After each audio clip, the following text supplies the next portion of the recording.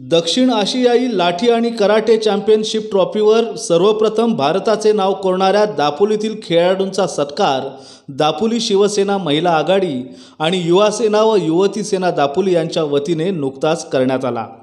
सौ श्रेयाताई योगेशदादा कदम यांच्या संकल्पनेतून आणि पुढाकाराने झालेला हा सन्मान सोहळा स्थानिक खेळाडूंना एक वेगळे प्रोत्साहन देणारा ठरला आहे। शिवसेना दापोली शहर शाखेमध्ये संपन्न झालेल्या या सत्कार सोहळ्याला शिवसेना महिला आघाडी आणि युवा सेना व युवती सेनेचे अनेक पदाधिकारी आवर्जून उपस्थित होते। छत्रपती शिवाजी महाराज यांच्या विचारांचे पाईक असलेल्या राज्य शासनाने अलीकडेच छत्रपतींच्या 350व्या शिवराज्याभिषेक दिनाचे औचित्य साधून दांडपट्टा या शिवकालीन प्रचलित शस्त्राला राज्यशस्त्राची मान्यता मिळवून दिली आहे।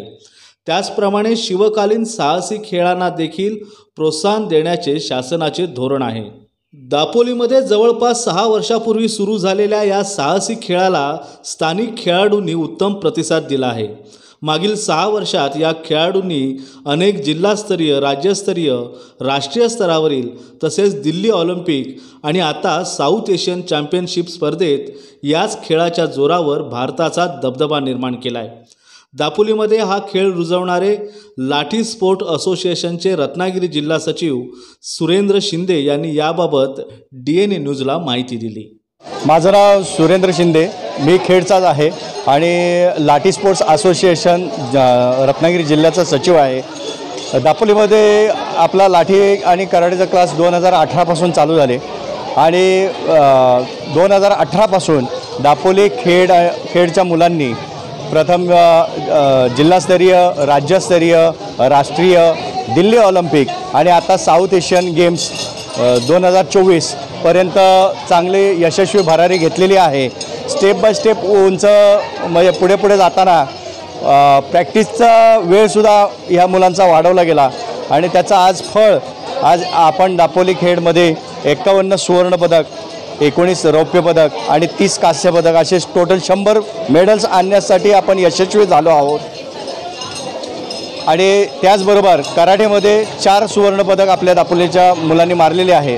हे south Asian open karate championship 2024 आणि लाठी चॅम्पियनशिप 2024 अशा दोन्ही एकाच ठिकाणी गोवा येथे डॉक्टर राजेंद्र प्रसाद स्टेडियम येथे पार पडल्या आणि लाठी इंडिया ऑर्गनायझेशनचे राष्ट्रीय अध्यक्ष Ajayji Shah sir, technical director Mohammed Rafi sir आणि लाठीचे महागुरू सुभाष मोहिते सर हे आवर्जून उपस्थित होते। आणि या स्पर्धेसाठी पाकिस्तान, नेपाळ, बांगलादेश, श्रीलंका स्पर्धक सहभागी होते आणि त्या स्पर्धकांवर मात करून आपल्या दापोलीच्या मुलांनी भारत देशाचं प्रतिनिधित्व करत भारत देशाला प्रथम मानांकन मिळवून दिलं आणि पहिली चॅम्पियनशिप ट्रॉफी आपल्या भारत देशातील महाराष्ट्र राज्यामध्ये छोटासा असणारा रत्नागिरी जिल्ह्यातला दापोली हा तालुका येथे घेऊन आले।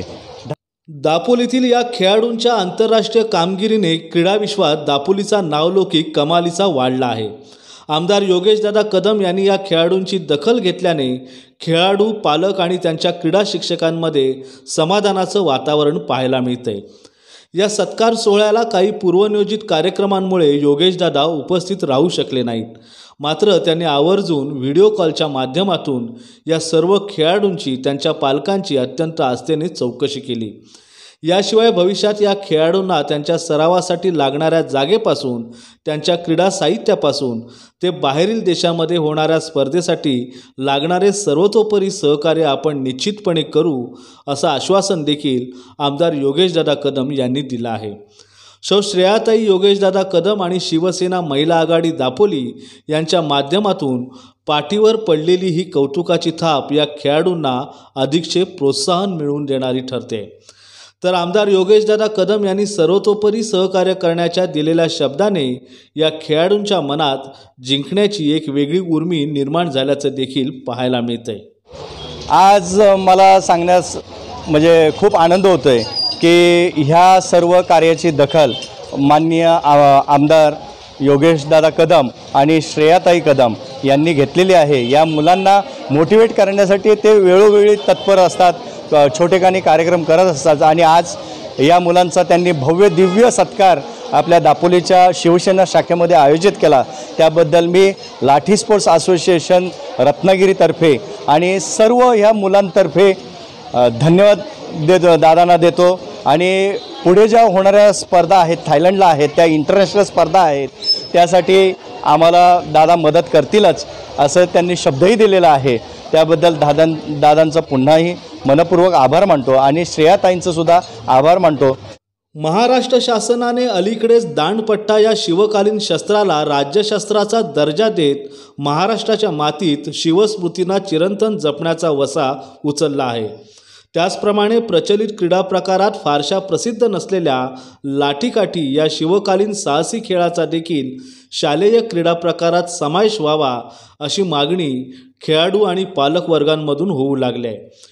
विशेष म्हणजे मध्य प्रदेश सरकारने तेथील पोलिसांना लाठीकाठीचे प्रशिक्षण देण्यास सुरुवात देखील केली आहे आणि त्याहूनही विशेष बाब म्हणजे हे प्रशिक्षण महाराष्ट्र राज्य लाठी असोसिएशनकडूनच दिलं जातं आहे।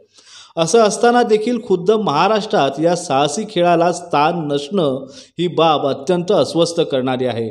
मात्र येत्या अधिवेशनात ही बाब शासनाच्या लक्षात आणून देऊन त्यावर कार्यवाही करायला लावू असा देखील शब्द आमदार योगेशदादा कदम यांनी उपस्थित खेळाडू, पालक आणि क्रीडा शिक्षक यांना दिला आहे। Prashant Kamble, DNA news, Dapoli.